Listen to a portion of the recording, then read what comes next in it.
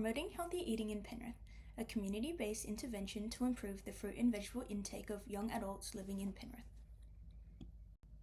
Adults in Penrith are not meeting their daily recommended intake of fruit and vegetables. This is especially noticeable in at-risk populations such as young adults aged 19 through 24, those from a low socioeconomic background, males, and Aboriginal and Torres Strait Islander people. These people may face barriers such as limited access to fresh produce, lack of nutrition education, and competing lifestyle priorities, according to GAIC's 2002. This report will detail the objective of the intervention, the method including setting, eligibility, recruitment, and outcomes, as well as provide a logic model, intervention stability, and limitations. The aim of this intervention is to raise awareness and boost affordable, tasty fruit and vegetable use, encouraging lasting habits that help reduce overweight and obesity in Penrith.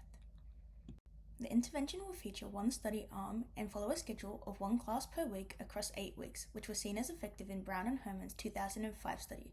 15 to 20 participants should be used to begin with in order to gauge the successfulness of the intervention on a small scale, as providing food and tools can be expensive on a larger scale, impacting intervention sustainability.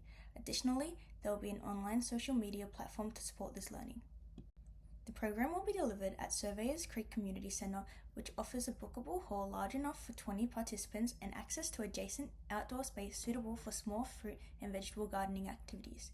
This location is within the Penrith local government area, it is wheelchair accessible, family friendly, and already used for community activities, making it appropriate for community-based nutrition and cooking intervention.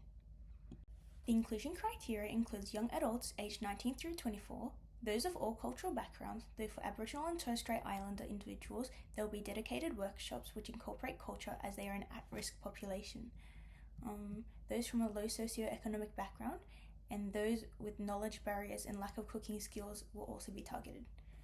The exclusion criteria includes those who are already meeting their daily recommendations of fruit and vegetable intake, those with advanced or developed cooking skills, and those with culinary training, who will instead be encouraged to volunteer as mentors.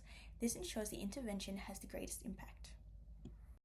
To recruit participants, social media will be used, such as posting videos on TikTok and Instagram. This was suggested in the focus group in Assessment 2 as a way to reach young audiences. Participants will be encouraged to post under the hashtag Penrith Youth Tucker Up in order to spread awareness. Additionally, flyers can be posted and handed out at local shopping centres such as Penrith Plaza, as well as community notice boards. So, what is this intervention? I'm glad you asked.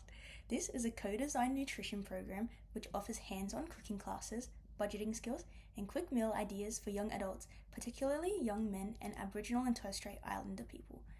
This program was suggested by participants in the focus group in Assessment 2. Delivered in youth settings with interactive challenges and digital supports, it builds food literacy, confidence, and access to affordable produce. Aboriginal leadership and traditional foods enhance cultural safety and engagement. Additionally, an online social media platform will be established with recipes and tutorials to extend reach and accessibility. This supports learning. This was also suggested in the focus group to connect with young adults. By teaching young adults how to cook using fruit and vegetables, they are enabled to eat healthy. This in turn has a ripple effect on friends and family to continue the trend of better food choices. Guided by the social cognitive theory, the ecological model of health, and the Ottawa Charter, the program promotes empowerment, community ownership, and healthier eating in areas like Penrith. Let's take a quick look at the logical model. This logic model shows how key inputs such as a social media platform, volunteers and staff, funding and sponsorships, location and equipment, and fruit, vegetables, and other foods enable outputs such as online tutorials and recipes, support and coaching, the development of a social network, the cooking classes themselves, and a nutritious diet. This activates behavior change techniques such as practical social support, shaping knowledge, habit formation, and framing/reframing.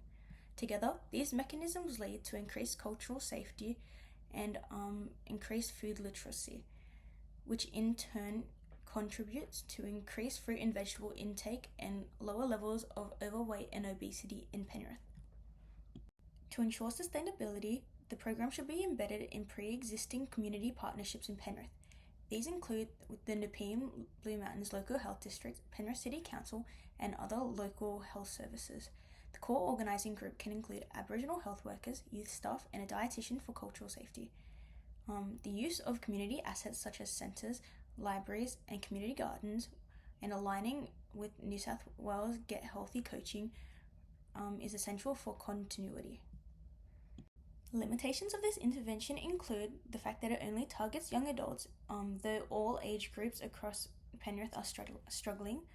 It relies on self-motivation, so attendance can drop easily, especially with low socioeconomic status males, and is very reliant on short-term funding and venues, which risks discontinuation without strong partnerships.